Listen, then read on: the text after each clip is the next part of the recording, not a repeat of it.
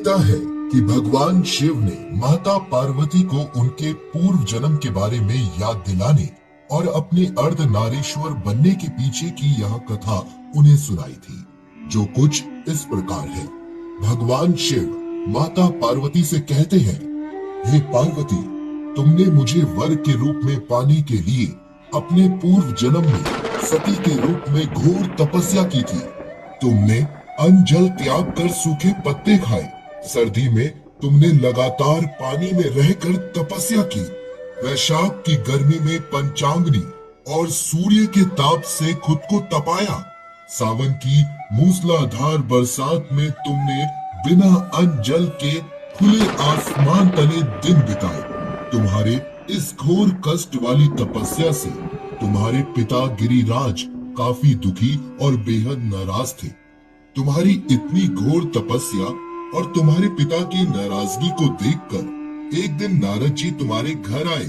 तुम्हारे पिता गिरिराज ने जब उनके आने का कारण जानना चाहा, तो नारद जी बोले, हे गिरिराज, मैं भगवान विष्णु के कहने पर यहाँ आया हूँ।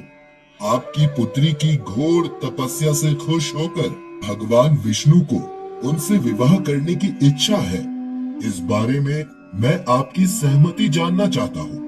नारद मुनि की बात सुनकर तुम्हारे पिता अत्यंत खुश होकर बोले, श्रीमान, अगर स्वयं विष्णु भगवान मेरी पुत्री से विवाह करना चाहते हैं तो मुझे कोई आपत्ति नहीं है। भगवान विष्णु तो साक्षात ब्रह्मा का रूप है। यह तो हर पिता चाहता है कि उसकी पुत्री सुखी रहे और अपने पिता के घर में लक्ष्मी का रूप बने। तुम्हारे पिता द्वारा स्वीकृति पाकर नारद जी विष्णु जी के पास पहुँचे और उन्हें विवाह तय होने के बारे में समाचार दिया। इस बीच अति प्रसन्न होकर तुम्हारे पिता गिरिराज नंगे पांव दौड़ते हुए तुम्हारे पास पहुंच गए और तुम्हारी तपस्या को आधे में ही भंग कर तुम्हें अपने साथ वापस अपने राजमहल ले गए। तत्पश्चात तुम्हारे मन की बात जाने बिना उन्होंने तुम्हें बताया कि उन्होंने तुम्हारा विवाह भगवान विष्णु से तय कर दिया है। फिर जब तुम्हें इस बात की जानकारी मिली तो तुम बहुत ज्यादा दुखी हो गई। तुम्हें दुखी देखकर तुम्हारी सहेली ने तुमसे दुख का कारण पूछा।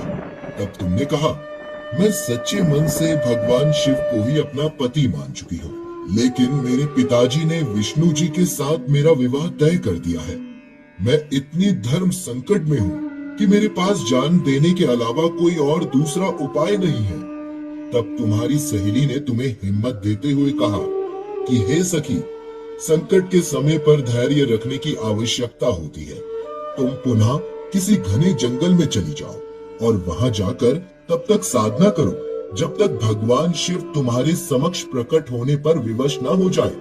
तुम किसी ऐसी जगह का चयन करो जहां पर तुम्हारे पिता तुम्हें ढूंढ ना पाए। मुझे पूरा भरोसा है कि भगवान शिव इस बार तुम्हारी तपस्या साधना से प्रसन्न होकर तुम्हारे अंतर आत्मा की गुहार सुन तुम्हारी मदद के लिए दौड़े चले आएंगे और तुम्हें अवश्य अपनी पत्नी रूप में स्वीकार करेंगे। अपनी सखी द्वारा इतना सुन तुम तुरंत अपनी सखी की इस बात पर राजी हो गई और एक घोर जंगल में अकेले जाकर तुमने कड़ी साधना व घोर तपस्या की, जिस कारण मैं विवश हो गया और वैराग्य त्याग कर मैंने तुम्हें अपनी पत्नी रूप में स्वीकार किया।